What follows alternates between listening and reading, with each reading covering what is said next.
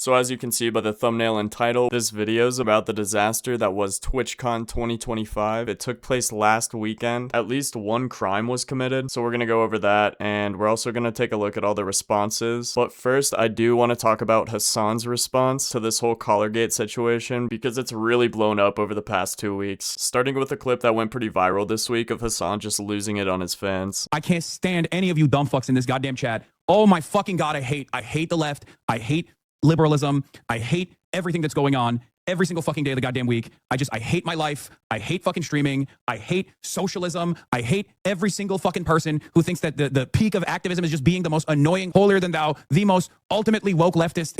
You did it. You did it. You have unlocked the fucking nihilism within me, okay? I am black pilled. Nothing will ever get better. We are never gonna make it out. We can't even have a normal fucking non-hostile goddamn conversation on any of these issues. Everybody just simply wants to fucking chirp into the wind because they have no power and they recognize their utter powerlessness in the face of unjustifiable constructs that we fucking exist under. And the best possible fucking thing you can do is just be goddamn annoying, okay? Hassan, that's your fan base. They're emulating you. Honestly though, it's been 2 weeks and there was no end to collargate in sight. My last video might not be clickbait after all. You can tell that the fact that people are still talking about this is getting to him because he's starting to crash out on his own audience. I want to just shut it off, dude. I want to shut everything off. I just want to go away. If I wasn't so goddamn stubborn, I would have a long time ago. Oh my lord, dude. I 100% think you should someday go on sub-only mode. What do you mean? The most annoying people are literally like the 40-month subscribers. The person that caused me to fucking spiral just now is Hidejo Offliner or whatever. So he's calling out one of his biggest fans and most long-term subscribers by name, blaming him for sending him into this little girl fit that he's having right now. I don't know what he said, but all I can say is this is not a good look for Hassan. This might be worse than I thought. And that is like a routine nuisance and an offliner in this community, okay? He is a consistent voice of nuisance, okay? What are you talking about? The people that actually brick me, the people that actually cause me to fucking spiral out of control are always the people that have been in this fucking community for years, who never shut the fuck up. How is this going right over his head? Like he doesn't see the root of this issue? They're all your fans that have been watching you for years. Like what is the common denominator here, bro? I have banned him before. It's literally just, like I'm not even singling him out. He's just one example. But this happens all the fucking time, bro. One of the worst aspects of like this kind of gathering online is that people don't behave like this in the real world. When I go back to the internet and I get fucking yelled at by a bunch of screenager iPad babies who are 38 years old, who think that the most like radical socialist position is to constantly chirp in a fucking Twitch streamer's chat and hyper scrutinize everything and then like refuse to understand like broader points, then I'm blackpilled again. It's virtually impossible not to be blackpilled if you're online all the fucking time. Everything that we do here is so bad. Is so fucking bad. That's what I've been trying to tell you. I guess for some people, some things just take a little bit longer to click. Better late than never, as I always say. But that's not all. The guy cannot help himself from treating his fans like dog shit. Hassan tells a black chatter that criticizing him on his rhetoric around blackness is advocating for their own demise, perpetuating the racist stereotypes by white leftists that black voters are stupid and vote against their own interests, all while talking about solidarity. Clown take. Can you shut the fuck up when it comes to black folks? You really don't want to talk about us unless it comes from voting. When is the last time you spoke about Sudan? I'm going to fucking ether you. Any other black folk want to engage in radical activist language in this fucking chat? Suck my fucking cock, okay? You stupid fucking radlib. Get the fuck out of here. Get the fuck out of my chat. Fucking stupid, moronic, fucking radlib nonsense. Suck my fucking dick. Fuck you. You think you have a pass in here to fucking speak like this? Get the fuck out of here. Dumb fuck. You think I'm gonna fucking baby you? Go ahead. Go post a fucking clip about how much of a fucking white supremacist I am. Suck my dick. Annoying, dumb fuck. God damn, dude. This kind of attitude is so insanely repulsive. Like, what the fuck do you think you're doing?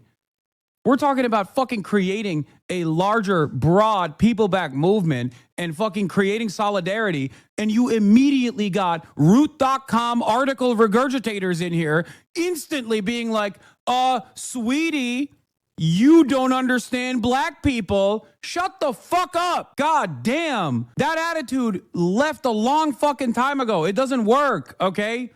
Keep advocating for your own fucking demise then. Fucking standpoint theory ass motherfuckers. Oh my God. Every time this shit pops off, there's like a million people in the chat being like, actually, we're not rocking with those folks because they're not rocking with us. Like, I get it, dude. Okay, yeah, you want to be selfish. Okay, fine. Fuck it. Who cares? Go vote for fucking Eric Adams, dumbass. So as you can see, the Hasanabi community is flourishing post-collargate. Nothing to worry about, just an average Hassan stream. You can expect plenty of these types of streams going forward. Like I said, people are not letting up on the whole collargate situation. They're gonna keep talking about it seemingly forever. What great timing for TwitchCon too. It made for a great costume. Here's Amaranth and her husband dressed up as Hassan and Kaya in an attempt to stay relevant at possibly the final TwitchCon to ever take place. Well, whatever could you mean, Gizmo? Why do you think this is the last TwitchCon? If you've been living under a rock or have a job, you might not know what happened this weekend. Famous streamer Emiru was attacked and sexually assaulted by some random creep that blasted past the barriers and the lack of security and attempted to kiss her on the mouth.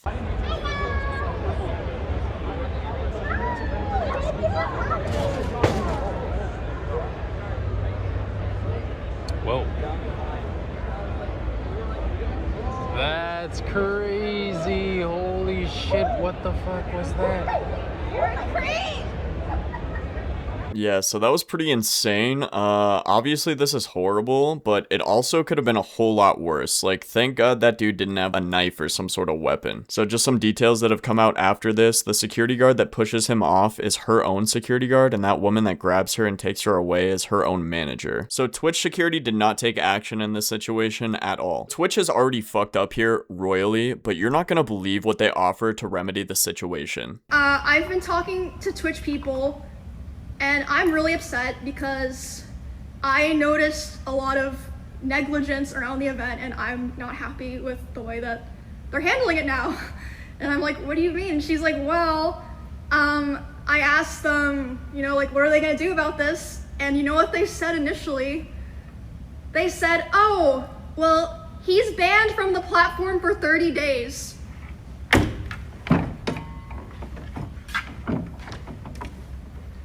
What? Like, what, dude? This guy needs to be in jail. Like, what are you talking about? He's banned for 30 days, like he said, like, a bad word or something? The shit has Dan Clancy written all over it. Like, I have no proof, and I don't know anything anyone else doesn't know, but, like, that's just a response that Dan Clancy would have. It just seems like it. It just sounds like it. I have a feeling. I don't know it, but I think it. Like, hello? Like, that needs to be indefinite. What the fuck are you talking about? Also, that's, like, nothing to do with anything. No one gives a fuck if he's banned on Twitch or not. Like, we're talking about the convention here. So they change it to indefinite. Takes an hour for that to happen, by the way. These two people are the head of security for Amazon and the head of risk for Twitch. Okay, so the 30-day ban wasn't directly Dan Clancy's call, but there's some high-level executives involved, so you know that he's at least aware of the situation at this point. But guess what he's up to? Later the same night, I'm not gonna drop names here because I wasn't there, so I didn't see it, but I had multiple people tell me that key Twitch representatives last night were out partying. So Emiru is part of OTK, which Asmongold is also a part of. It's like a gaming streaming collaborative. It was founded by like Miskiff and SFan. Anyway, yeah, I'm not a huge Asmongold fan, but here's a clip of him confirming that it was Dan Clancy that she was talking about, and he would know. That key Twitch representatives last night were out partying. She's speaking about Dan Clancy himself, by the way.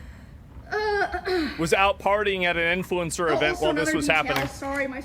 That's honestly so unsurprising, though. The CEO of Twitch was running around TwitchCon like it was an EDM music festival. He even, like, body slammed a female streamer at one point. But yeah, I guess at least Dan Clancy had a good time. Never mind the sexual assault taking place in the other room. Oh my god, this guy is so embarrassing. He's like the human embodiment of this meme. How can this be the leader of any company? He's the most embarrassing, like, incompetent moron that's ever been put in charge of anything. But guess who's here to defend him? None other than Hassan's biggest simp and wannabe journalist, Taylor Lorenz, who took the opportunity right after this assault happened to interview Dan Clancy and throw him the most softball questions imaginable. She decided to take this chance right after the biggest female streamer on Twitch got assaulted by a random fan to talk about how secure the event was. She was unfortunately required to wear a mask for this interview due to the overwhelming stench caused by Dan Clancy's BO. Obviously, we saw one Twitch streamer yesterday, Emiru, get got assaulted by a male fan. And a lot of streamers have, especially female streamers, have talked about, the danger that they feel from these sort of toxic, I guess, parasocial kind of creeps. What are you guys doing to prioritize safety? Because I know also a bunch of Twitch